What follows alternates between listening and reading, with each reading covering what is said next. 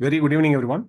This is Rajendran here, joining from Market Calls, and welcome everyone to Foundations of Market Profile. So we are in the part 2 of the 4-part series here.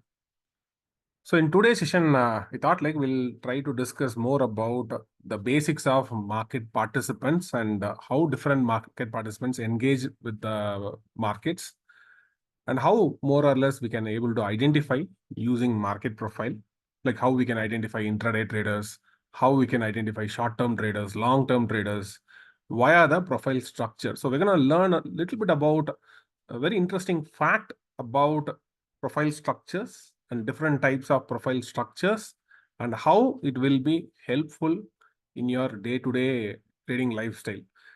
So that is what we're going to talk about in today's session. And of course, we're going to talk about importance of value area and how emotional traders, they mostly get into a trap, how we can measure using the today's value area, how it plays a major role in very, very short-term trading. That is what we're going to learn in today's session. I hope the audio and video quality is good enough to kickstart. If yes, simply type yes so that we can quickly kickstart with the session. So there is a chat box down there. And as usual, the session is getting recorded, and the recorded video will be available probably most likely by end of the day. All right, great. Thank you everyone for the quick confirmation. So without further delay, let me quickly kickstart with the session here. So market profile says there are, so here are the list of different market participants. It's not according to market profile. Generally, any market participants like you and me, or even institutions, are classified most likely into 4 major categories. One is day trader or intraday trader, scalper, high frequency trader. Everybody come into this category. They'll be looking for a quick entry and quick exit. That's what scalper does. They'll be living in minutes or even seconds.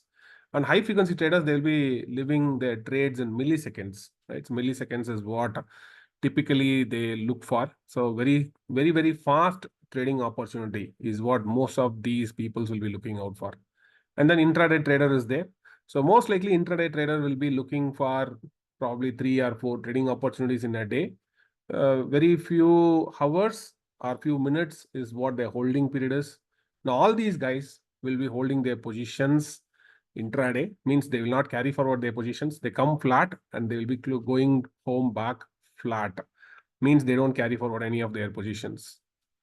And then we have a short-term trading community. Some big traders are also involved over there. Some big traders who have the muscle power to move the markets. And traditionally, many short-term traders are kind of smart traders, right? So some of the traders are even, we call them like dominant traders. Dominant traders, they do have the muscle power to move the markets. They have the ability to create very, very short-term resistances, like short-term resistance for the next 2 days or 5 days, something like that. So short-term traders, they do have the habit of creating an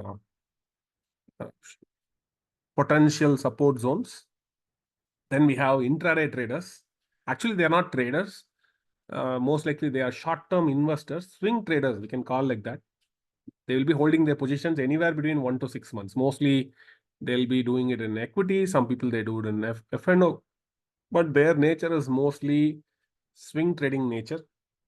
They also do accumulation and distribution in the markets. And some of them are even funds, PMS funds, mutual funds, right? They also come into this category, intermediate trading category. And long-term traders are very big funds. Even retail traders also, we can match with all these categories. Some retail traders, they do day trading. Some retail traders, they do short-term trading. Some retail traders, they do intermediate trading. Some traders, some retail community, they do long-term investment also. But the point here is majority of the big money, right? So big money lies in the intermediate trading and long-term trading community. And yes, very few big funds who can move the markets instantly, they lie in the band of short-term community band. So why tracking short-term trading community and intraday trading community is very important if you ask me. if I'm randomly buying from the markets or randomly selling from the markets, there is a heavy chance, 80% chance that I'm going to end up buying from the short-term trading community and day trading community, because this is the community which will be engaging on the market on a daily basis. And some community, they do offer even liquidity also. So if at all you're randomly buying from the markets, 80% of the time, you're going to end up buying either from an intraday trader or a scalper or a short-term trader. But the intermediate traders and long-term traders, even though their size is very big, their volume is very big, they also do accumulation, distribution, they also engage in the markets many at times. They don't actively move the markets on a daily basis. Why they don't move the markets on a daily basis? Because unless there is sense of urgency is there. Like recently, there was an RBI ban on Kotak credit card. So a huge institutional volume happened the very next day of announcement from the in the media channels. So unless there is some sort of emergency is there, these intermediate traders and long-term players are mostly silent partners. They don't move the markets much. They don't manipulate the markets much, right? But once in a while, if there is any sense of emergency is there, or if there is having a strong research is backing them, unless otherwise they don't move the markets. If they do keep on moving the markets, it's going to increase the cost heavily. So due to that nature, and moreover, it's going to get a lot of attention from the regulatory authorities like SEBI. So usually these people will not be, even though they have the complete capability of disturbing the markets, they don't do that. So who? The intermediate traders and long-term players. So first of all, what we're going to learn from the market structure is, like, as I said, today's discussion is completely about the market structure. It helps us where the market is likely to find support or resistance. So where the overbought or oversold levels are, and what is the overall trend of the markets and emotions of the market participants. The potential for future price movements, where the price action could move from an intraday perspective. So maybe to give an idea, right? So I would like to, before getting deeper into the market structure, I can give you one idea which can help you on your day-to-day activities to understand or to assess the risk of the trend in the markets. So maybe I'm going to go to the recent Nifty charts. So here is the Nifty chart over here. Now I want to talk about an interesting concept called balance and excess. Maybe I'll talk about first of all what is balance and what is excess. So there are two major concepts in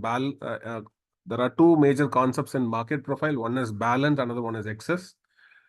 And this is highly important from an intraday perspective. Many people, they just think that it's a very simple information, but there is a deeper connection to that. And this will definitely help you to understand or assessing the risk situation during the live markets. During the live markets, is it risky to hold longs or not? Is it risky to hold shorts or not? How I can assess using the simple balance and excess concept. That is what I'm going to explain. I'm going to talk about that. Listen closely, because this is a very interesting information. Probably you already know that, or I don't know, but this is a very simple observation. See, last time we talked about the basics about the tail component. So here we have the tails, right? So this is a tail component. These are tails. So the top we called as a selling tail and bottom we called as a buying tail, because that is how the auction got ended. Price keeps going up and up and up, and buyers stop buying and seller take control of the market. That is how the end of the buying activity happens. It leaves a lot of single price levels. So single price levels means at a single price level, you'll be able to see single letters. Very little time has been spent around those levels, right? Now, those tails is what we called as a excess. Now, these tails, let me zoom this out. This is last Friday's price action. This is a tail over here. Tail, which is also we called as an excess. Right? It's a classical excess. Okay, how this is going to help me? So this is what you have to pay very close attention over here. If you notice the tails, if you take majority of the tails, So what one thing you can always see that, you see the tails? Look at the tails here. So look at previous day's tails.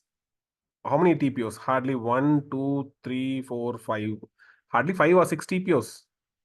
That is what mostly you will be seeing in the markets. Mostly you will be seeing what? 5 to 6 TPOs or maybe 6 to 8 TPOs. Very few letters is what you will be seeing in most of the X's. And center is what we are having is a balance. So balance, you're going to get more number of letters. Traditionally, we'll be getting at least 7 to 8 letters, even in a normal quiet day or normal trending day. Normal slow and steady price action movements, you will be getting 7 to 8 TPOs. Only in a strong trending markets, maybe the balance may not happen as anticipated. Maybe 4 to 6 will happen. 4 to 6 is what generally happens around the point of control.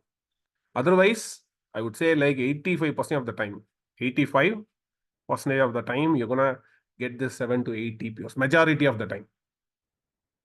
Which means what? A particular price level is going to revisit at least 7 or 8 times. Sometimes even it can go like 9 times, 10 times, 11 times, or 12 times also. Even 13 times also it can happen.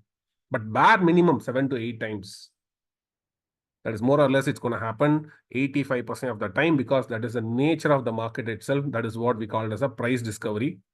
So if in case you need more details about price discovery, you just Google price discovery market calls or price discovery market profile. You'll be landing most likely in one of my articles from market calls. Just try it out. So it's a very interesting concept. Price discovery is, because of that only institutions do exist. But now the point here is we are talking about excess. Yes, balance is something very important because that is what it happens 85% of the time. But if you closely monitor the excess, over here, what you can understand. So here I said like excess is a small excess. Let's go back in time. Even though there was a crazy price action, still the excess was like very tiny. If you could see here, even it's a very trending market. It's almost 338 points of intraday crash, particularly on the weekly expiry day. You see that even this TPO tails are like pretty smaller. Again, one day before, tails are smaller. Even we have a poor low, means there is no tail at all. Again, look at the highs. Look at the highs. How many TPOs? Let me count that number of TPOs at the tails. 1, 2, 3, 4, and 5. 5 TPOs. Let's go one step before. One of the craziest crash happened, almost 434 points of intraday price action. How many tails at the TPOs? Little elongated, but not too stretched, right? So very little TPOs is what we had seen. Even though letter A period dropped big, B period retraced back, and then only it started further going down, right? Again, look at this price action here. No TPOs at the tails, it becomes like a poor low, right? Again, here, a significant tail always carries an important weightage in the markets. It's going to be a very, very important zone, typically, right? At times, it could be an area of very, very important, powerful structures. So whenever you're seeing these kind of situations are quite rare, but whenever you're seeing this kind of tails, you have to carry this information. It's a very potential. At times, it can become like a crucial resistance zones, or even at times, if it is a bottom tail or a buying tail, it could become like a potential support zones also. Right? So back then, it turns out to be a very important reference level. And even before that, we had like another 420 points of crash. Look at the tails. So I'm just paying very close attention over here. We are taking a little bit of time to understand the main crux of the context here, because that could be a major trading opportunity for you also. I'll also try to explain with a very simple example. So look at the tails here. Hardly 5 TPOs at the tails. That too with a 420 points of crash, right? So means price dropped, pulled back heavily, B period, then only the dropped started, right? Look at the bottom tail also. Bottom tail also not a dangerous one. So look at the bottom tail. How many tails we are having? Hardly 1, 2, 3, 4, and 5. I'm going to take some more time also to make you understand this concept. So look at the 1 day before tails over here, very little thin tail, right? So this is like, by looking into that itself, we'll get to know that it's a very thin tail, provided you're using optimal TPO concept that we discussed in the chapter 1. So here hardly I'm having 3 TPOs at the tails. Here, no tails. So everywhere you can see this phenomena. Even here, how many letters of TPO at the tails? Even though a lot of single prints there, at the extreme bottom, the tails, we are having like hardly 6 TPOs. And then 1 day before, if you keep going like this, right, you will notice that the tails are always pretty much smaller most of the times. Powerful tails happen once in a while, and that carries a significant importance. Okay, now how I can make use of this information? So here also there is some little what, to some extent, there has been a little great profile structure. You can see that it's a little great profile structure over here. Almost the length of the TPO has been quite big. I would say like at least 5 here, 6, 7, 8, 9, 10, 11, 12, 13, 14, 15, 16, 17, almost 17 tails at the TPO. So how I could have used this information? So very simple. Let me go and take the first last Friday's price action. So when you take the last Friday's price action, you had noticed something very peculiar happened. Many a times, right, people fall victim for this kind of price action. It's a trap. Many traders look into the only, many traders, right, they look only into the price action and they fall for the trap because they don't have any idea about excess and balance. So let me split the profile structure, last Friday's profile structure. So what I can see over here, I just focus only on the letter A period. Of course, there are a lot of lines are there. Let me get rid of those lines. I'll go to the indicators. There are, like you can see, like the running today's point of control, today's value area, today value area low, today's value area high. So I'm gonna remove that so that we'll get more clarity about the picture. I need to remove the developing point of control lines.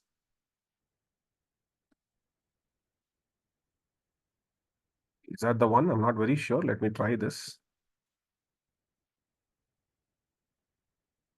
I need is transparent.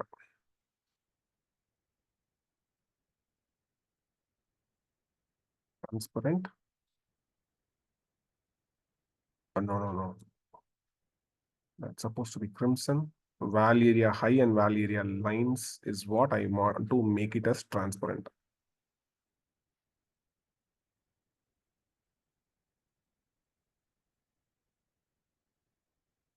And apply.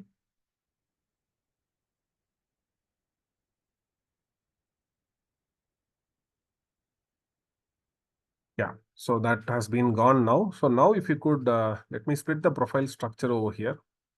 So I want you to pay very close attention to the last Friday's price action. So what you could have seen is like too much of single print at letter A. So we are seeing like a lot of letter A at the open.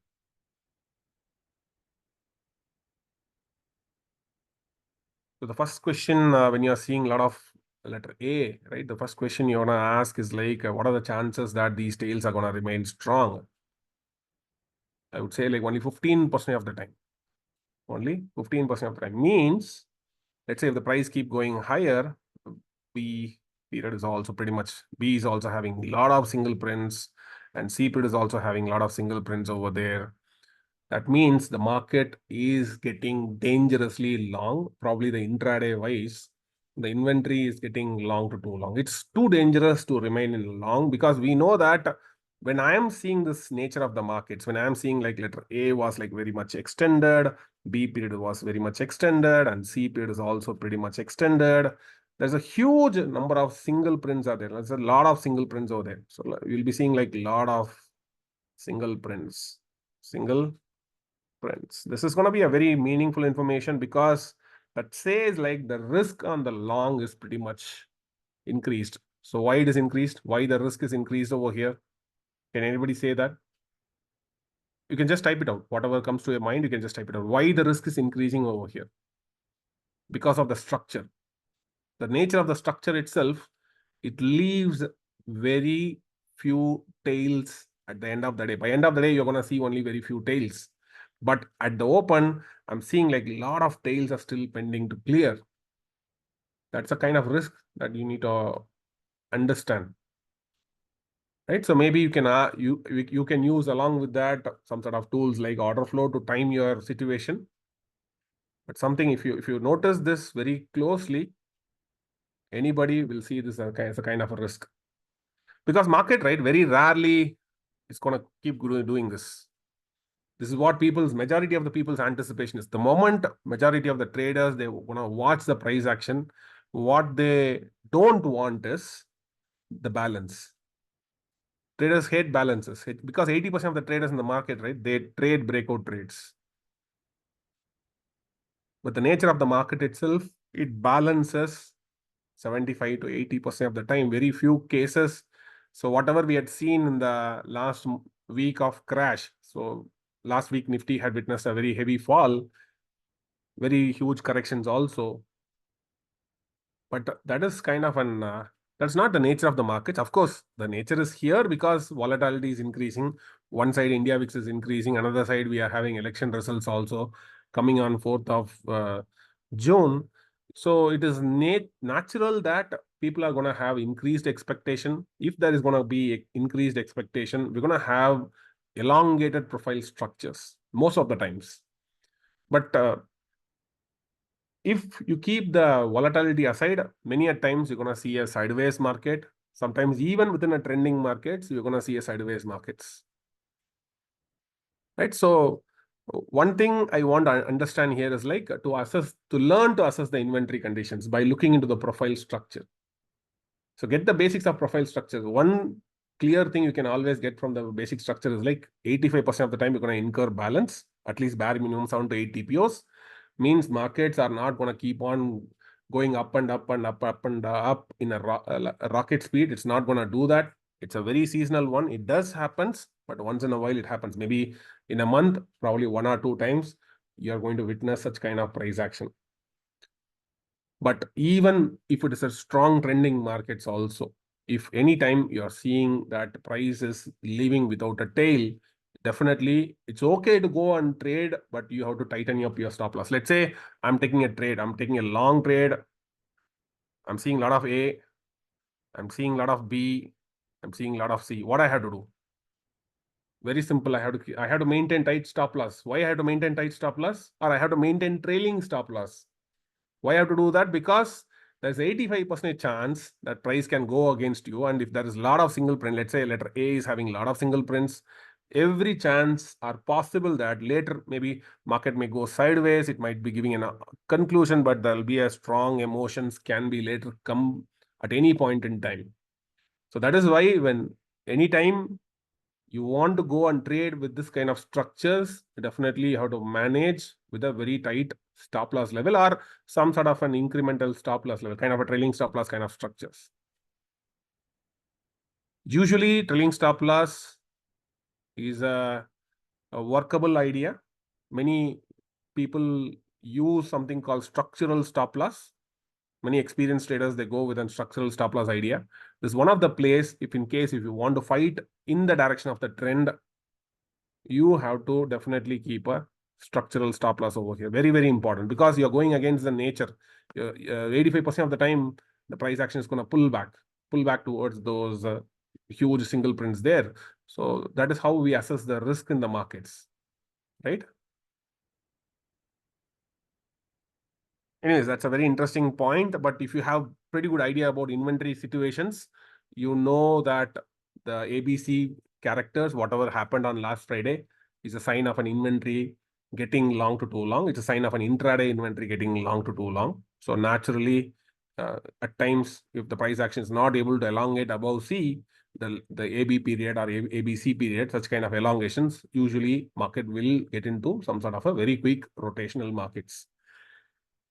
In such kind of situations, the letter A period itself, the potential targets. So means I'm seeing that letter A, B, and C is too much of getting into elongation. That means I'm having a lot of A period single print zones. So if the price action is coming down, let's say the price is breaking down, which means I have an opportunity to go and fade the letter A, right? So for maybe for the people who are very new to market profile, let's say letter A is super elongated, B is also super elongated, C is also kind of super elongated. I'm seeing a lot of single prints. So a lot of single prints is what I'm seeing at letter A period. That means if the price is breaking down, the structure is breaking down, this like kind of one time framing, right? When the one time framing is breaking down, what I could anticipate or what I should anticipate is like price should move towards the zone of letter A period. Not necessarily it has to completely has to clear all the time, but majority of the single print zones it has to clear by leaving a small tails. We don't know where the tail is going to end, but somewhere the tail will be forming. The small tail will be somewhere it will be forming. It will be forming with very few TPOs. That is the nature of the market itself. But there is an opportunity from a intraday perspective to fade those single print zones. It's a very interesting opportunity. You don't get this kind of opportunity every now and then, but maybe in a month, twice or thrice, you're going to get this kind of opportunity most of the times. So that's one of the reason why you should not be focusing on Nifty, SGX Nifty or GIFT Nifty or whatever it is. There's no point of watching those markets. Even let's say GIFT Nifty is down by like 200 points and GIFT Nifty is opening by 200 points and there's a steep crash is coming.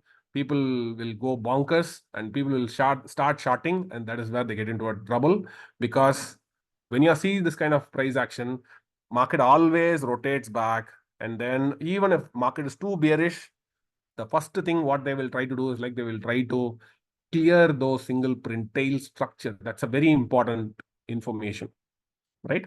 Anyways, I thought of telling you this before getting into the basics of the structure. So that is why the excess and balance is considered as a very, very important concepts. At times, it can provide you a very interesting and very reasonable trading opportunity from a pure intraday perspective, right? All right, so I'm sorry, so we are coming up with an Trade Edge 4.0 online mentorship program, which is starting from 1st of June 2024 onwards. So what you can anticipate from Trade Edge 4.0 is like kind of an 85 plus hours of intensive institutional grade training, particularly on market profile, order flow, and volume spread analysis. And most likely an emotion-less approach is what? Emotion-less objective approach is what generally we tend to practice. We see the data and then we visually confirm the data. We try to understand what is the context which is running behind. We'll try to understand what kind of market participants are involved in the markets, what kind of traders they are, where the price could move and why the price should move. So those are the things that we'll be focusing on in our Trade Edge program. So most likely what you can expect is like deeper insights on market profile, deeper insights on order flow, and deeper insights on volume spread analysis. So that is what you can understand. And that will be helping you in your intraday and short-term decision-making situations. Many a times, right, we may have to take real-time trading decisions. So here is a discount coupon code over here, SPLTRAD, which will get you 10% offer, and the coupon code is valid till 20th May. So in Trade Edge 4.0, we'll be having live webinars also. We'll be having a live trading room also.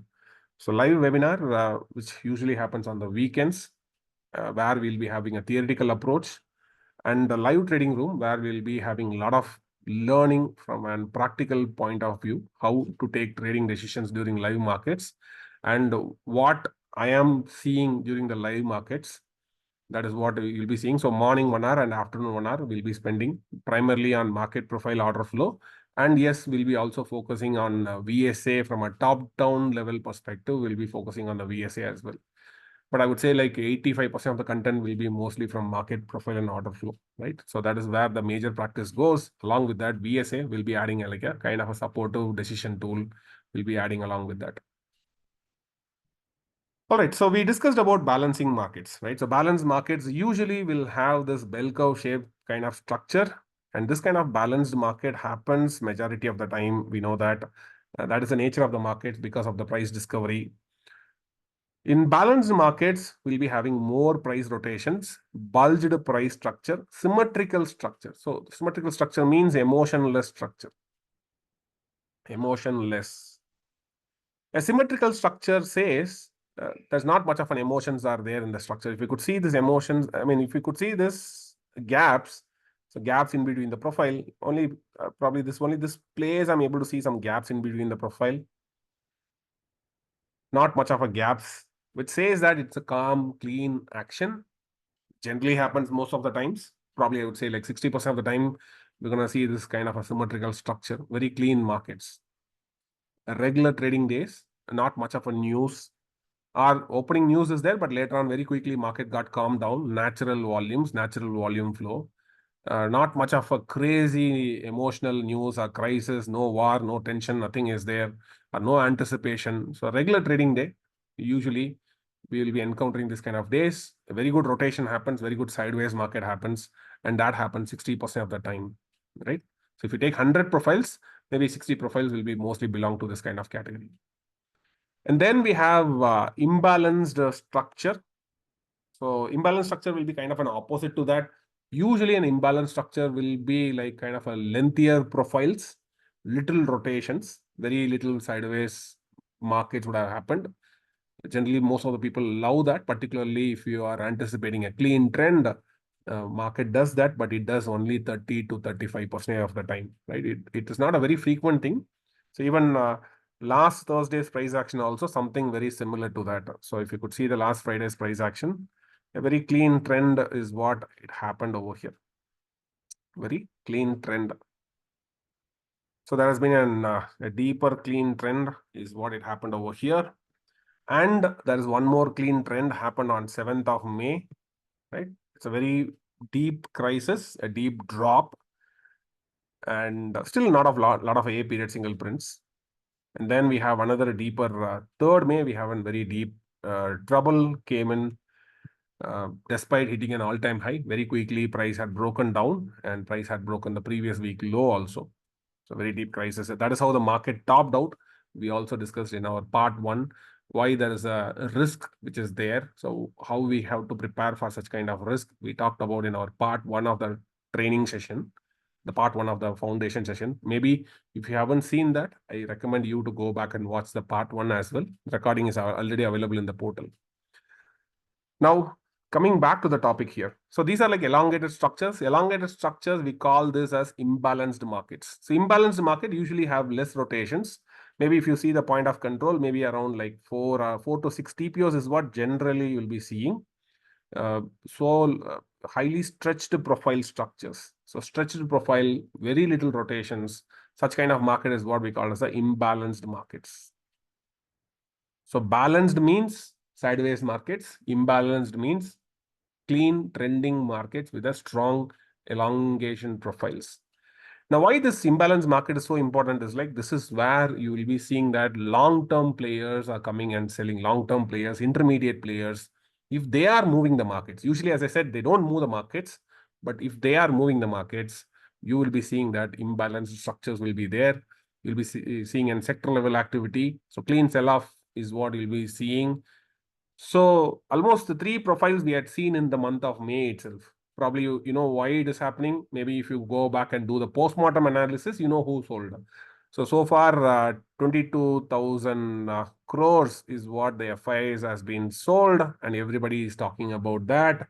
And that is a narrative which has been running in the market. So FIs has been selling so heavily, right? So this is bad for the markets. Maybe this is dangerous. Maybe the election results looks like somebody knows some meaningful information about that. These are like kind of narratives in the markets, right? So the people, I mean, I don't want to go deeper into the politics, so I'll stop here, right? So it's kind of a people who are closely following the politics and who is closely following the investments, or from a trading point of view, it could create unwanted bias, right? So I would say like if you are into markets, you have to be little apolitical when you are in front of your desk.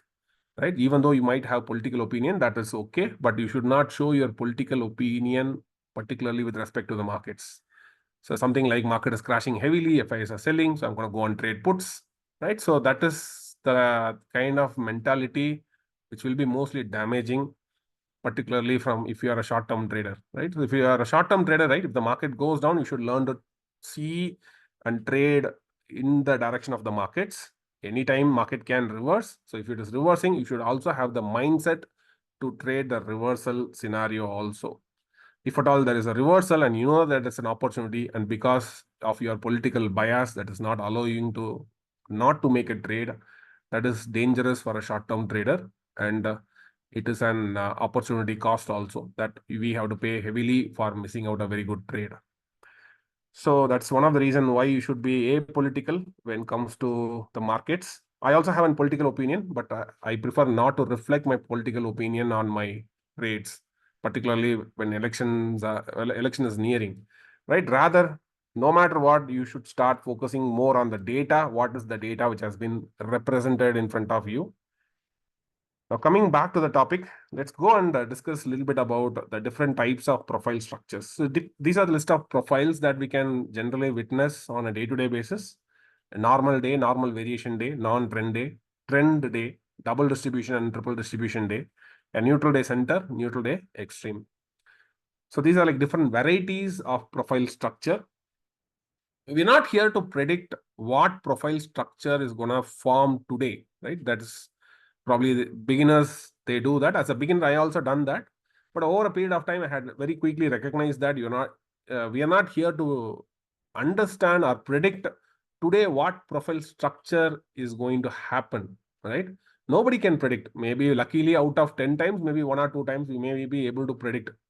You can try it out. Maybe if you are very new to market profile, right, you can try predicting what could be today's profile structure.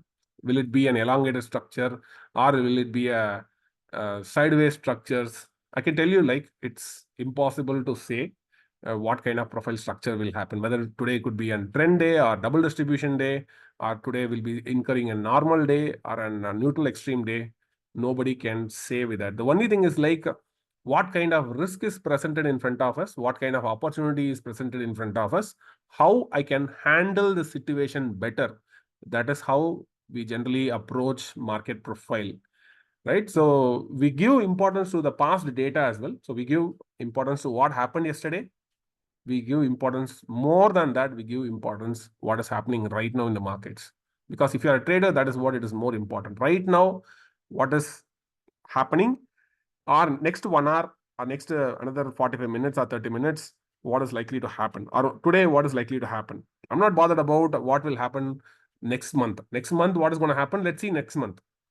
What is going to happen right now is what more important from a trading point of view, right? So that is where market profile and order flow helps a trader a lot. And coming back to the topic, so normal day, it's a typical bell curve shaped structure. Usually it's a very good trending day also, but within the trend, we'll be also seeing a very good balance also. This is where you'll be seeing a very clean bell curve shaped structure, a clean bell curve shaped structure. Not every profile will be having a clean bell curve shaped structure. A normal day is one among them, right? There are many profiles does a bell curve shaped structure, but normal day gives a very clean symmetrical profile structure. And it happens only 35 to 45% of the time, right? And most of the price action happens around the point of control itself. Means more bulged price action is what you're going to witness. So means what? Trend is still happening. So price action is making a clean trends. But despite the clean trend, it's slowly moving higher. And that is how the price structure has been. So more time price is pending over here. Some people are very impatient. What studying the market profile, it will make you a patient trader, first of all. It'll help you to learn about looking into the finest opportunities. It'll make you to wait for such kind of opportunities because of you have a very good understanding. If you're having a very good understanding about the profile structure, then it'll help you to make a definitely a better trader over a period of time. So that is with normal day. Usually IB breakout happens, directional, one side IB breakout happens, first 1 hour IB breakout happens, and price elongates in the first 1 hour direction. Only one side of the IB will get broken out. If you see normal variation day, you will be having a skewed bell curve shaped structure. Means the bell curve shaped structure will be still visible. Morning there will be a bell curve shaped structure, but later on you'll be having a skewed price action. Kind of, this is what we call as a momentum trading. So morning you'll be finding a balance, a clean balance. And second half you'll be seeing a very great momentum activity. Momentum traders. Right, so that is how the normal variation day mostly looks like. Here also the IB will be broken out on only one direction only. It's not a two-sided IB breakout. Only one side of the IB, either on the IB high will be broken or IB below will be broken, and price will be keep elongating. Typically happens with a very great volume. Second half volume will be super great. First half may be very dull, boring volumes. Second half, very impressive volumes you can see most of the times. And structure will be non-symmetric. Symmetric means only if it's a bell curve structure, we'll call it as a symmetric, but the profile is very much elongated. Elongated profiles are not symmetric. So it is a non-symmetrical structure. And it happens 10 to 15% of the time. So it's a very rare profile, right? And then we have something like non-trend day. So usually an symmetrical profile structure, very clean sideways markets with very low volume activity and very good bell curve shaped structure.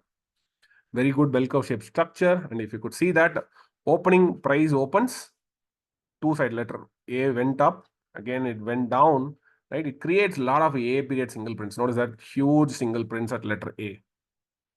Huge single print at letter A. Think about that. What kind of risk will be there, right? So that is where generally many traders they look only into the price action. Oh, some big players is coming and playing, and they will go and fight for that, and they generally fall prey for that. And end of the day, they will be saying like, "Hey, markets are all manipulated," right? So markets are all manipulated if you don't know the profile structures. If you know the profile structure, at least you know that this is something very normal, right? This is something normal. So first 1 hour price moved 100 points, but later on there is no movement over there. What is the reason? The reason is that market does rotation majority of the time. 80% of the time market does rotation. So when letter A period, if it is going very steep, that's a risk, right? That's a risk. Maybe if you want to trade, naturally you have to keep a very tight stop loss, because anytime price action can go against you. Because end of the day, we're going to have very little tails. End of the day, we're going to have a very little tails, right? That's the nature of the markets. So if you know this scenario, one is you can put a tight stop loss, or you have to find a place, which is what we call as a trade location, where your risk is very low and you can try to fade most of the letter A period. Fade. So here the game is like fading the day, right? So that is why opening price action is very, very important. You have to pay very close attention towards that. Maybe if you haven't paid closer attention, I will definitely recommend you to pay closer attention from here on. I would say like definitely when you start observing the markets very closer, your decision-making skill will definitely improve a lot. So when it comes to a non-trend day, usually the first 1 hour price action will not, first 1 hour, there'll be crazy price action, and rest of the time, volume will start slowing down. When the volume started slowing down, market will start rotating at some point in place. So where more and more sideways price action happens around that level. And at the same time, if at all there is any tails are there, market will try to move towards those huge single print tails. So from here on, you start monitoring the letter A period tails. Maybe you might get very beautiful trading opportunities also. Majority of the time, at least 3-4 times in a month, definitely you might get the fading the letter A period kind of opportunities.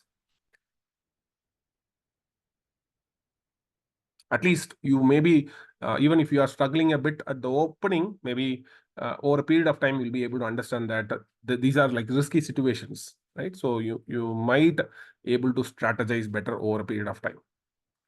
And then we have a trend day. So trend day is something very rare. That's why I kept these numbers as like, these are like not the exact numbers, but based upon my experience. I've been watching market profile since 2012 onwards, like more than a decade now. So based on my experience, if you ask me to put a number, I'm just putting a number here. Only 5 to 10% of the time it happens, not the day. Out of like 1,000 profiles, if you ask, maybe 50 profiles could be like 50 to 100 profiles could be like a trend day, right? Not every time we're gonna get this kind of situation over here. So in a trend day, what is so common is like one time framing is very common. Usually, very strong volume, sector level activity happens. Long term players will be trading in this direction. So since long term players are trading, they don't move the markets majority of the time. But when they are moving the markets, you have to be crazily you have to pay very close attention to the one time framing, because one time framing will be majorly happening with bigger volumes, huge volumes. Maybe the one time framing which keeps on making an consecutive higher lows without breaching the previous bar lows. Every half an hour, that one time framing will be very much visible. Maybe once or twice, the one time framing can break, but still the one time framing would continue rest of the day. Point of control on this day is like maybe less than 4 or 5 TPO most of the times, or max to max, it can go up to like 6. That particular day, there won't be any uh, point of control formation. Nobody will be finding a fair price, right? The market will be highly stretched, and typically what doesn't happen is like the price discovery will not happen. So usually you'll be getting a very lengthier, elongated profile structure. And in this profile structure, you can still see that the letter tails are like very small tails, even though it started pretty smaller. B period as a clean pullback, and then price went up, and then stretching happens later on, right? So the one time framing happened, but still, if you look at the tails, you know that this is a kind of a normal trending structures, right? And then we have double distribution day. Again, same thing over here. Double distribution day, we will be having two distributions separated by a single prints. So here we are having a very clean single prints at in between. You can see like a lot of single prints are there at G period and H period. So huge single prints. Not necessarily it has to be huge single prints, but single prints with definitely with the very big volume. Usually happens during mid of the day. If at all there is some news announcement is happening during mid of the day, or somebody knows some information, a strong volume flow will be there. And then afterwards, kind of a mini spike you'll be seeing suddenly in the markets. And later on, markets get calm. Market will start rotating during mid of the day. So usually the double distribution market will be trading with lower volume in the morning, sudden shot up, and then sudden shoot with the huge volume. And then again, market goes quiet. Markets start trading normally. It will leave a lot of single prints. Even this is also kind of rare. Usually this price action happens 5 to 10% of the time, right? And then we have neutral central day. So neutral central day is like something, it's kind of quite common, like not very common, but 15 to 20% of the time we can say that. Highly symmetrical structure, a clean bell curve shaped structure, right? And price action happens on both the sides. The IB gets broken on both the sides. So here you can see that this is my IB high and this is my IB low. Here first price action is breaking the IB high, and then price is breaking down the IB low. Here also same scenario. Letter A period, it's having a lot of tails. So think about at least 30-40 TPOs it would have been there at the letter A period itself. That's a kind of a risk. You have to see that as a kind of a risk, particularly if volumes are slowing down, or if your order flow is giving a clue. It's worth taking such kind of trades to fade those single print zones. So neutral day center, again, it happens common majority of the time, right? So here the fight happens on both the sides, but mostly with very little or lower volumes. And then we have a neutral day extreme, very exciting profile. Usually sideways happens till 2:30. The market will be trading with a balanced price action, most likely. IB will be having an IB. IB breaks down one side. Very quickly it turns to the opposite side, and a steep price action happens lately post to 2:30 most likely. So last 1 hour or last 45 minutes, most likely even last half an hour also, you can see this kind of spiky structure that says late momentum participants are coming and playing in the markets. So here also you'll be seeing an bell curve shaped structure, but late elongation, late momentum, you'll be able to see that late momentum in the markets.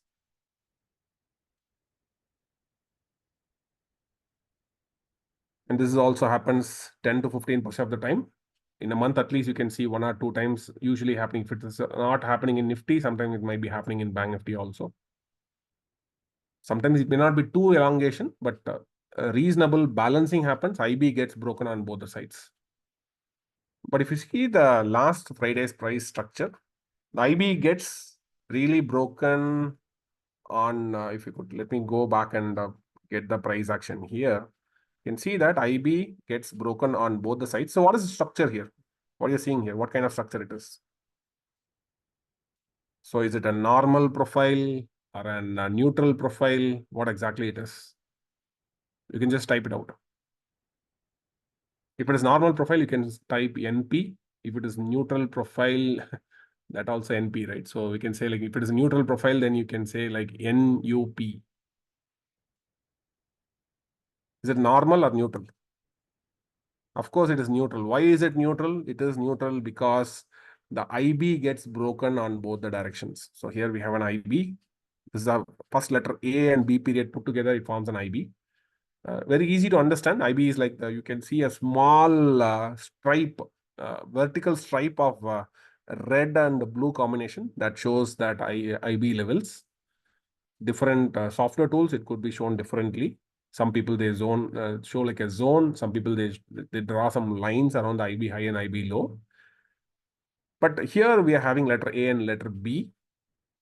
The IB first it got broken on the upside and then later on it got broken on the downside, right? So that can happen typically. If you could see that, it can happen many a times. It's something not a common. It's a very common one that sometimes it happens. At least sometimes I've even seen like 10 times in a row. Also, it can happen. Like both IBs will be keep on breaking on both the sides. Not very common, I would say that, but it is fairly common, right?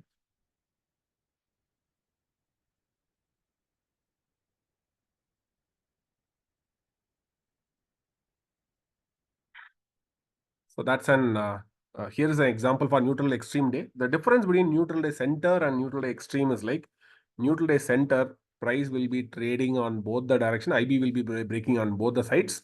Price will manage to close around the center. That is what exactly last Friday also market had done that. Means a lot of close fight on among the tug of war kind of tug of war between buyers and sellers. Lot of we can say like a lot of fight between buyers and sellers. Nobody had win the war, right? So that is why price action also managed to close at the center, which is what exactly happened on last Friday session also. Neutral day extreme, we had seen the extreme price action lately. So among that, one among them emerges as a winner. The buyers here shown serious strength, serious momentum in the late evening of the session. Here also, IB breaks on both the sides. All right, coming back to the topic. So let's discuss a little bit about the price action over here. So last couple of days price action, if you would have seen something very interesting, you could have seen over here. What is so interesting about is like, so this particular day. So this particular day, if you would have asked me, I would have rated this like a dominant sellers because the price action happens to be the letter A period touch exactly at the mid of the day, center point of this day, exact center point of the day. Not only that, it is also exactly touching the point of control also. So somebody is selling the markets exactly from the point of control. Somebody is selling exactly from the mid of the line, half back is what we used to call.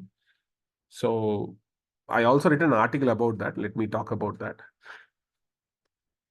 I also said why the markets could be bottoming out probably.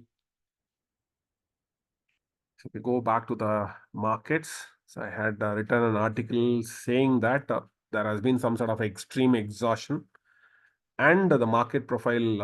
Also, I talked about this FIA activity. That's been like in May month alone, 22,858,000 rupees worth of selling happened. Maybe if you could have seen, usually you can look from the money control FIDA activity. Or maybe if you're having a 5 paisa, there also they have an, so almost 24,000 now, 24,975 is the total net selling. They also equally trying to buy, but the amount of FII selling has been quite negative. Heavy selling has been witnessed. So there are also reason it has been spotted. So why the FIIs are selling? So always some stories will be told to us, right? End of the day. So some people saying that FIs are hugely selling because they find the US bond market very attractive. So they are withdrawing markets across globally and they are deploying it in US bond markets. And some people are saying like they are investing in emerging market like China, because of late China is taking off. So people are selling in India and they are investing in China. That is why FII withdrawals are happening. And some people, they even say like the bond yields are higher. So that's why there is a massive sell-off is happening. But that's a narrative, right? That nobody knows why they are selling. Nobody knows why DAs are buying. So always one party is going to buy, another party is going to be selling. So if you go and see the DI, FIDA data, always you can see that either FI will be buying and DI will be selling, or DI will be buying and FIs will be selling. Very rare cases, you'll be seeing like FIs and DIs are bought together on the same day. Very few instances you would have been able to see that, right? But always these two parties, one guy is going to buy, another guy is going to sell. And in history, many at times we had seen FIs had sold many at times, particularly the big FI selling started during COVID times, like almost 60,000 crores of selling happened during COVID crash. Afterwards, many times FIs try to sell in a very big way, but still market at some point in time started hitting a new highs. So temporary nervousness will be there. What I am seeing is like I'm also seeing this as a kind of a temporary nervousness in the markets. Right? But this will be cross through these emotions also. And coming back to the point here. So from the market profile point of view, I think I also posted the market profile charts as well. You can see here, the selling happens exactly from the point. So they are like kind of a smart sellers. Usually they are kind of smart 75% of the time. That is why we call them as like dominant sellers. Usually it creates temporary resistances. The dominant selling activity has been happening in Nifty. And despite that, right, so we are reaching a point, particularly I do look into something called, I'm sure you guys might be following the open interest. I don't closely follow the open interest, but once in a while, only for Nifty, I have a view on that. The open interest is quite steady around 22,000. This is 22,000 put option. Monthly contract it is, not the weekly one. I don't track weekly contracts. So 22,000 put options over here. It's been quite steady. And price also broken down below the 22,000 and it is able to get back up, right? So I'm talking about the spot.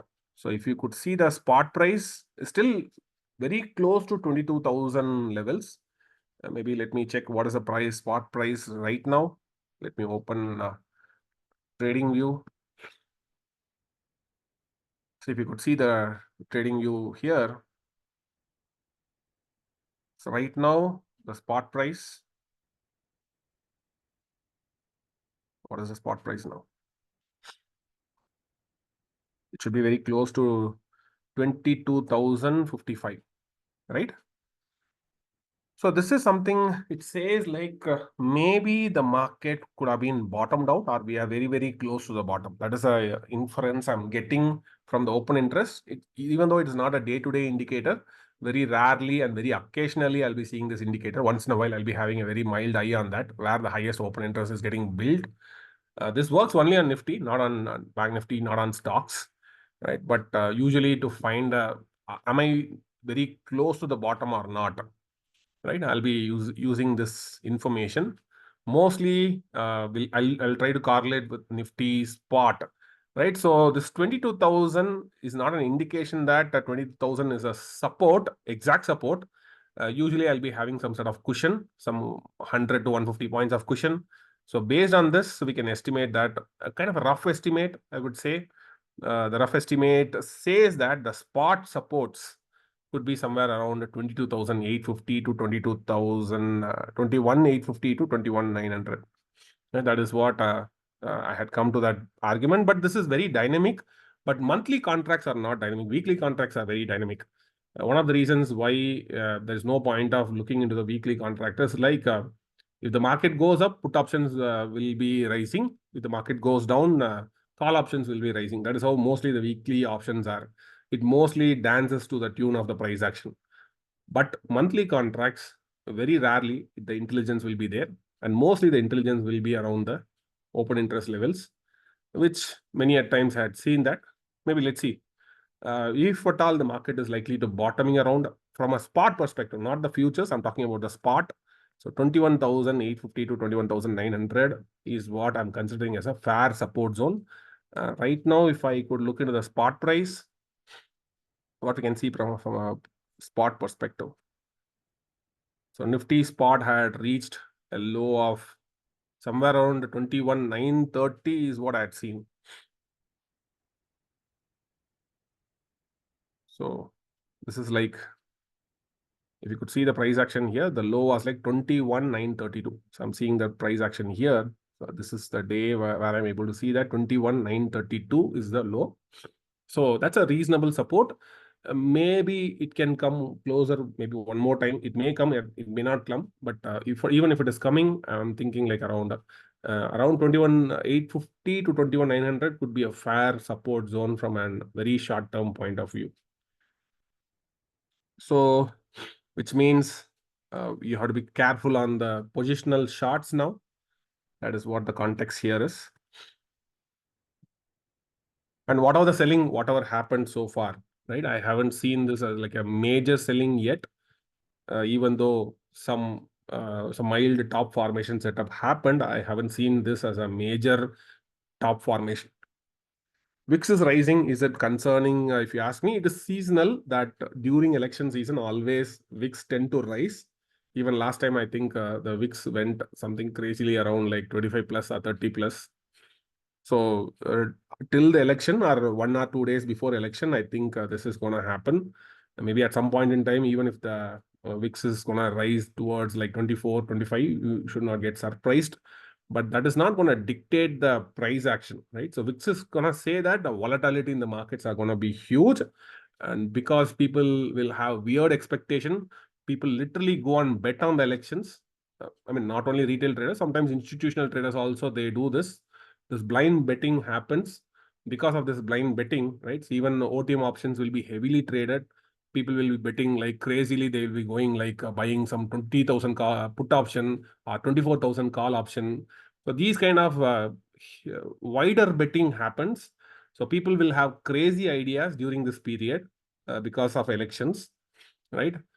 Because of that, a lot of uncertainties will be there. Since many people are going to have weird expectations in the markets, even though many a times it's not going to get materialized, but majority of the time people have weird expectations. Because of that weird expectations and the betting nature of the people, the volatility do increase majority of the time. And because of that, there are a lot of uncertainties there will be in the markets. But despite that, right, despite all the uncertainty, despite volatility rising, I'm thinking probably we are very close to the bottom. So my overall idea is like, so here is the overall conclusion. My overall conclusion is like, so while the Nifty May contract shows signs of extreme exhaustion, savvy investors and traders can find opportunities amidst the volatility. So careful analysis and strategic positions will be key for navigating the election market. So typically, the expectation here is like market sentiment as influenced by the ongoing political events and economic indicators, right? So we can expect there could be some mild bearishness in short term, but however, stability in the put writing suggests that a consolidation phase might be near. Maybe market may enter into a sideways consolidation phase followed by a sharp reversal. or we can even witness a sharp reversal also. So with potential short-term targets towards 22,250 levels and 22,500 levels. This is my expectation, maybe for the next week. So which means what I am expecting overall, the structure, what I'm expecting is like, there are two things I'm expecting over here. One is, maybe let's say, price coming and breaking down, not heavily, but usually it pulls back. That's a sign of a strength. And the market keeps rallying from there on towards 22,250 levels to 22,500 levels in a very short term. Maybe an all-time high even towards nearing the expiry or on, I mean, not expiry, I would say like on the date of election, most likely. Or 1 or 2 days nearing the election, we might be witnessing some sort of an all-time highs nearing the elections. So during the election, the things will be getting very, very much volatile. But I'm thinking that somewhere we are very close to the bottom. Or maybe we could already bottomed out and we might see some temporary rally from here on. And maybe this level could be even acting like a kind of a dominant buying zone, which we will get more clarity on Monday. Whether this is going to be a support or not. As of now, I'm not thinking like a support, but there is a chance of support. Maybe if Monday we are not able to take this on the downside. So in that case, maybe we can even see some very quick responsive price action on the upper side. Despite the heavy FI selling, market might try to rally in a rising volatility situation. Usually this is awkward, but this is okay. It's an election season. During the election season, that kind of stuff do happen. So yes, volatility is increasing. That says a lot of uncertainty is there. Is it a point of weakness? Is it a point of crash in the market? That always, that kind of thought process happens during every election season, right? So despite that, you have to maintain the objectivity. So the objectivity here is like, I'm seeing the data of dominant sellers. Yes, sellers are moving heavily on the downside, but despite that, some open interest data is coming for a support, and that is telling us like 22,000. I mean, the 22,000 could be the close point in terms of futures. I'm talking about in terms of futures, that could be some sort of a very strong support. So in terms of spot, 21,850 to 21,900 could be a very strong support zone. And one more important information, like we're talking about the value area. So we said like tracking the tempo is very important. Again, one of the places where usually a trap happens in the markets. So talking about the tempo talks about how fast a market is moving is moving. Usually slow moving markets, we call it as a slow tempo. When the markets are moving faster, sometimes market crashes happens very often with a fast tempo. And many a times, the tempos, if you watch very closely, that could be a trap also. Sometimes, many a times you would have seen that, like markets will be moving very calmly. It'll be moving very slow and steady. A lot of sideways price action. Suddenly, the price will be breaking out. Maybe it would have broken yesterday's low or 2 days back low. And the price will once again attempting to come back to the center point. Many a times you would have watched this. We might be wondering why it is happening. So usually if you track the tempo, suddenly a slow moving market is getting into a fast moving markets. We call that like kind of a shot in the hole. So generally emotional traders, they get into such kind of situations, and then usually they get into some form of a trap.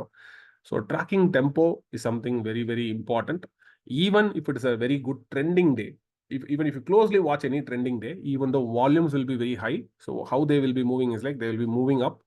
A lot of single prints will be there. They will try to clear, and again they'll move up. Again they'll try to clear, and they'll move up. So they'll be moving in a very wavy pattern. That is how a good price action happens most of the times. Suddenly, if the market is crashing during middle of the day, and you have to think about that, it's something. If sometimes it could be favoring you also. Sometimes it may not be favoring you also. If it is favoring you, you have to tighten up your stop loss, because at times you might be fighting against the emotional traders, which could the price action could go against you. So you have to maintain some sort of structural stop loss around those levels. Sometimes, if it is not favoring you and you're just watching from outside, and you have to look for some sort of a counter trend reversal opportunity around that kind of locations.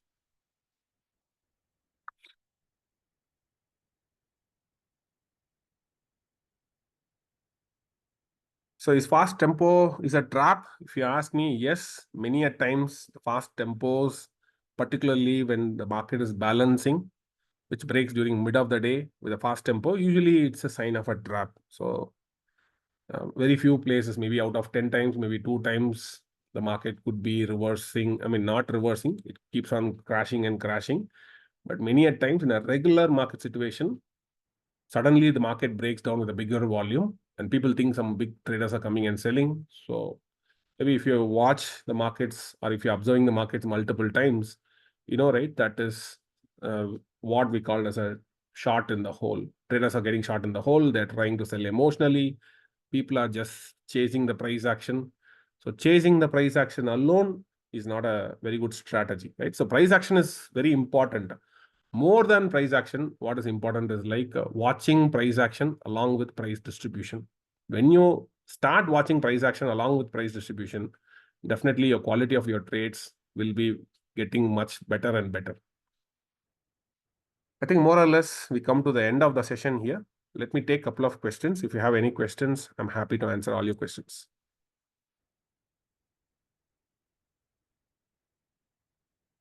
So Paradigm FinServe is asking, will we get the recording of this session? Of course, yes, you will be getting the recording of the session. The recording of the session will be automatically available. I think probably another 1 or 2 hours from here, automatically the recordings will be available. That is how our platform works. Any webinar that we are doing, automatically the recorded video will be available 1 or 2 hours from there.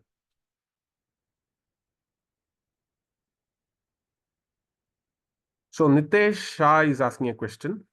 His question is like, why should you assume excess is created by dominant sellers or buyer or long-term buyer or seller? No, I never assume that excess is created by a dominant seller or a buyer or long-term buyer or long-term seller. So talking about the excess, maybe there are two kinds of excess. We can always talk about that. One is a market profile excess with strong tails. Is that from a dominant activity? Yes, that is the dominant activity. Why do I say so? Is like because that is something rare, right? So first of all, it is rare. It is against the nature of the market profile itself. Very rarely it tend to happen. If you go back and analyze almost every profile structures, right? Nifty, Bank Nifty, gold, silver, copper, or even cryptos, you can many at times you can figure out that that goes against the strong tails. Usually doesn't happens very easily, right? If at all somebody is coming and defending, maybe that could be some sort of smart money is involved over there, right? That is number one reason. So they know something that we don't know. They, because their trade locations are very important there, so their trade locations are something very important and useful, and they know something better that what we don't know, right? So generally they are tagged as like kind of a smart money. Many a times you can see that it will be acting like a potential support zones or potential resistance zones. So tracking those strong tails, which happens once in a while, is very important, right? Usually we are not going to get that on a day-to-day basis. And there is another type of profile which happened, the excess which happened in Bank Nifty, which is what it made as a top. Even we discussed in our last week also, there has been a crazy excess formation. Even in our live community also, we discussed about this price action during the live markets. When it happened, we discussed about that. Maybe Bank Nifty could be forming a major top, because this is like, this is, if you could see the excess here, excess is normal. Profile-wise, excess is normal. But if you do the top-down analysis, you could have spotted a strong excess. Not on the profile perspective. It's like from a daily profile perspective, it's like a deep uptrend followed by a deep cut. So there was a steep uptrend and followed by that steep crisis. This is like kind of an usually this is the place where emotional traders, they get into the longs, and the innovators, the strong, the innovators, they come and meet against each other. The dumb money and smart money will be coming and meeting each other. The dumb money will be coming for buying because everything is looking good, all-time high, fantastic. So let me go and buy. That is how the dumb money will be coming and buying. And smart money, they know something better. So they come and sell. So the dumb money and smart money, they will try to meet against each other, and they jointly create an excess. We cannot predict the excess here, but we can predict once the excess is confirmed by end of the day, it is an indication that yes, maybe we are nearing a kind of a top kind of setup. So I also discussed in our last part one session also. So if you have time, go and watch the part one of the session. So why we discussed about that, why this excess is important. Usually this kind of excess, you can clearly notice like kind of an, if you could see the candlestick charts, maybe you might be seeing like very strong tails, you might be seeing. But if you pay very close attention to the intraday price action, definitely you can able to spot that it's a serious excess. So if you see from the candlestick point of view, you might be seeing an at a fresh highs, you might be seeing like this kind of very strong rejections you might be seeing, and you might be seeing candlestick like something like this is what you'll be seeing, or sometimes you'll be seeing like a very strong negative candle, but with deep excess. You might be seeing like very strong tails would have been left at the fresh highs, right? So very rare it is, but whenever it is happening, you should be very much aware about that kind of situation over here. So this excess, this is also an excess, but excess from a daily chart, which is also kind of rare, but very powerful at times. And when you combine with VSA, definitely you might get very interesting context also along with that. And talking from the Bank Nifty point of view, do we have any clues that who is selling? I would say like not much of a clues at this point in time. Nifty, I can say what could happen, but Bank Nifty, I don't have any view at this point in time.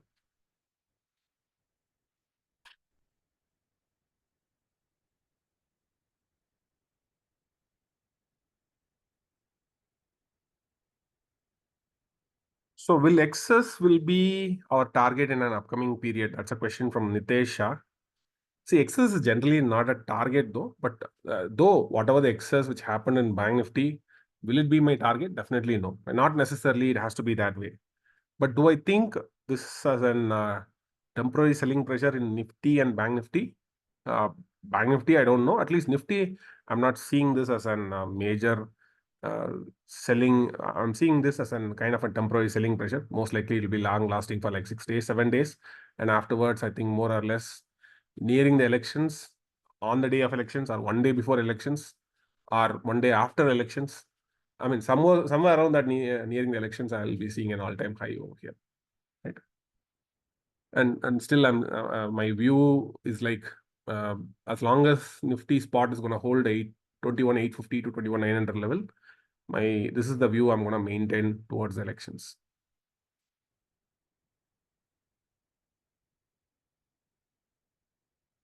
So Paradigm FinServe is asking, is this market profile an app or it is a generic explanation of market pattern? Sorry, but I have bad connectivity, so didn't attend it entirely. So if you haven't attended entirely, then I would recommend you to watch from part one and part two, right? So if you're, because sometimes when people are coming directly and attending part two, they might miss a lot of context, what we carry forwarded from the last session. And number two, market profile is an app. If you ask me, no, it is not an app. It is a indicator, which is kind of a premium indicator, which is available in many platforms. The tool what I'm using is Bell TPO. It's a third-party product which I'm using on top of the Ninja Trader.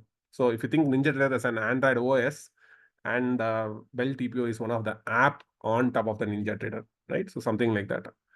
So Ninja Trader, you can find a lot of free tools as well as a lot of paid indicators. And Bell TPO is one of the premium indicator on top of that.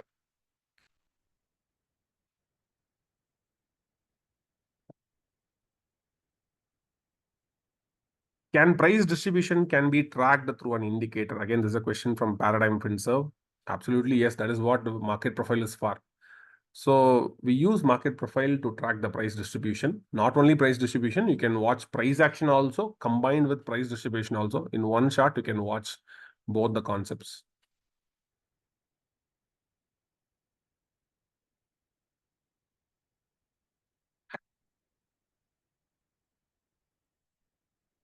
So Mihir Patel is asking how you trade failed auction and what is the target. So typically failed auction will be the target.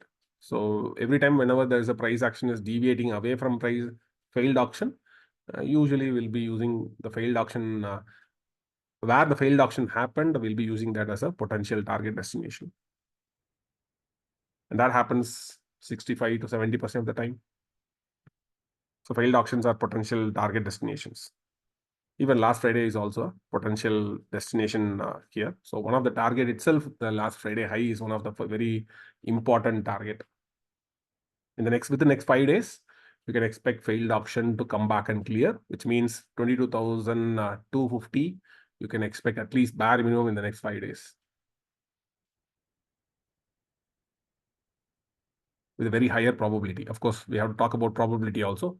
So there is a 60 to 65% of the probability chance that price always tend to clear the failed auction as a potential targets within T plus 5 days.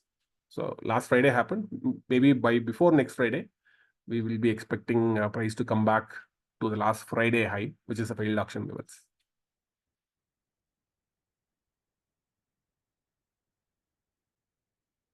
All right, so there are two more questions here. So Anup is saying how to trade imbalances on candles. So maybe I would say like imbalance on candles, I don't have any idea about that, but imbalance on market profile, as I given the explanation at the starting of the day. I mean, when we started the session, we talked about the A period single prints. So how this A period single print, it really matters, how the tails really matters to the traders.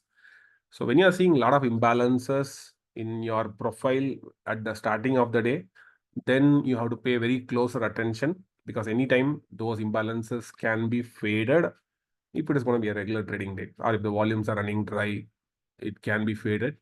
Or if the counter trend reversal is happening, let's say ABC elongation, and then price action is fading, again you can look for a reverse direction, right? So that's how we can trade the imbalances. But if you want to go in the direction of imbalances, you have to keep a structural stop loss. That is very important when you're playing with imbalances. Playing with imbalances, it's fine, but you have to play with an trailing stop loss kind of situation, because structure is not going to favor most of the time. Imbalances do happen very rarely, means 30 to 35% of the time only you're going to see imbalance profile. 65% of the time you're going to incur balanced structures. So if you are a trader who is chasing the price action, then definitely stop loss, I mean, trailing stop loss is something which you have to explore, right? That could be a protective thing, which is going to hit many at times, because that is how the markets are. That's the nature of the markets are. So TSL is going to be, trailing stop loss is going to be an important feature for a trend follower, those who chase imbalances. For those who are trading against the imbalances, so they have to look for an entry point where, or probably high probable area where the market is likely to reverse. So maybe if you're paying close attention to order flow, you might get a lot of clues. So combining market profile, combining with order flow, you might be able to get a lot more interesting insights. So where the market could reverse, why it should reverse. When you have that kind of context, yes, you can fade those imbalances, right, with very tight stop loss. So there, it's a tight stop loss for the trader who are trying to trade against the imbalance. And those who are chasing the imbalance, they have to naturally go with a trailing stop loss. So two different traders, two different nature of trading, right? All right. Anyways, I'm glad we had talked about a lot more interesting insights. So next week, all you can expect is like more deeper insights about the very basics of market profile. So see you next week, same time, 6:30 to 7:30, with more interesting discussion. Thank you.